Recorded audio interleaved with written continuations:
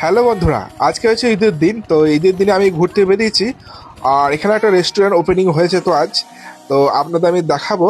তো রেস্টুরেন্ট নাম হচ্ছে বাঙালির আড্ডা। তো চলুন দেখতে থাকুন আমার ভিডিওটি সম্পূর্ণ। আর এটির লোকেশন হচ্ছে ওকোশা ব্রিজে ওঠার আগেই এই রেস্টুরেন্টটা ওপেনিং হয়েছে।